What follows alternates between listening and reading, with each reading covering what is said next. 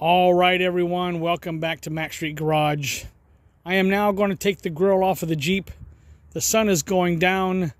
I'll take it off tonight so that tomorrow I can work on this in the back porch in the shade and strip all of the paint off, pound out all of the dents, sandpaper everything that needs to be sandpapered, and then prep it for priming and then later on paint.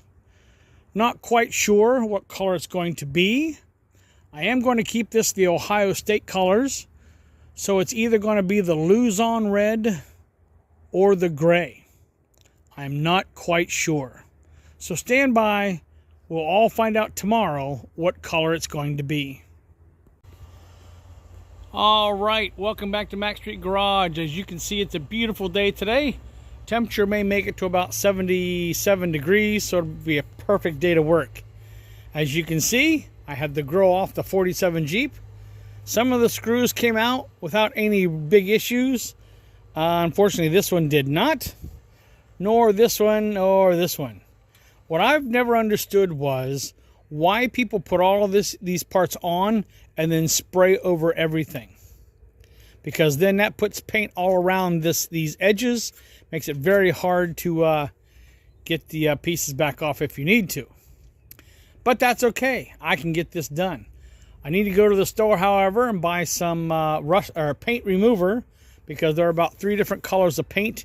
You can see the Luzon red, which is what the original color was. So that's why I've decided, I know in the last video I said I was going to make the grill gray and the tongs red, but I think I'm going to go with the red face and then the gray tongs. I just think that's going to look better. But you know what? That may change. So you never know.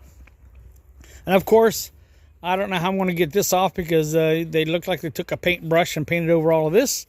I'll try that later. But now I have those bolts to take care of. I'm going to have to cut this one because the bolt is stripped out, or the screw head is stripped out on this side, and I don't have a screwdriver that'll fit. And then we have this one, this one, this one, and this one to cut off. So I'm not sure if I want to use my oscillating saw or my grinder, because with the grinder, I can just take the heads off of these screws and they'll come right out since they're not threaded into anything. So let's get my tools out, get this taken care of, and see how quickly it can happen.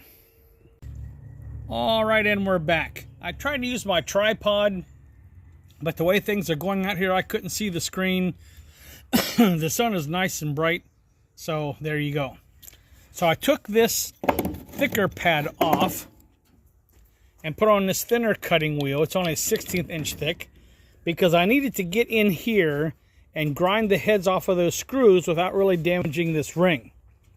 I did get a little wonky right there because I was working upside down and backwards, but I got it taken care of. I have to punch this one out to get that taken care of. I got the one there, the one there, the one there. Just minor abrasions. It's all going to be covered with a strip anyway, anti-rattle strap. So I'm going to punch that bolt out. Take go up to the store and get the aircraft paint remover. Spray it on there. It might take a couple coatings, but to get this... get all of this paint off of here. So let me go ahead and take care of that. Oh, let me show you here. Because now this ring will just pop right off. And this whole headlight bucket, ta-da! It'll make it much easier for me to clean that up as well. So there you go. See that? You can see that Luzon red. It looks like looks like 3 different colors of paint. Looks like there was a green, then a white, then a gray, and sort of a copper color. But, yep, this is going to be the work for today. Stand by. You'll find out what happens when I use the aircraft paint remover. All right, and we are back. Went to the store, got this Rust-Oleum aircraft remover. That's the best paint remover I've ever found. It is toxic, of course. I definitely want to use it outside. And if you're outside in the wind, you want to stand upwind from the spray. But anyway, this is what it looks like before. can see it's all ready to go. I'm going to spray this one side and see how that works out. So stand by. Now I've put on one coat, and you can see where the paint is already bubbling up. If I can get in there close, you can see it bubbling. Chemical reaction. So that tells me it's not really bubbling there, but it's bubbling this paint. So obviously there are two different types of paint on this. So I'm going to let this soak for about 10 minutes. And then I'm going to come out, spray it again, and see what happens. All right, look at that. Back down to almost the base metal. This would probably be the coating, the zinc coating they put on in 1947. I'm going to spray it one more time just to get down to what I need to get down. Actually looks like, yep, that red's going to be hard to come off. So one more application, see what happens, and then start sanding. Stand by. And of course, cannot forget the light buckets. See how good that's bubbling up. That's going to be really clean. Now after all this bubbles up and I scrape off with a wire brush as much as I can, I'm actually going to be soaking this in, or at least the headlight buckets. I'm going to be soaking them in some Dawn dish soap to dilute all of the chemical that's in there, and hopefully make it easier to de-rust everything. Now I did put one more coat on here.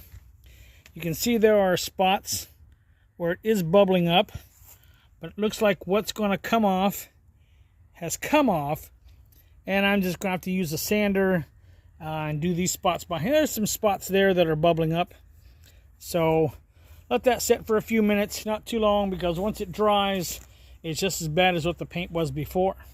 So there we go, the two light buckets in the grill, about ready to start sanding.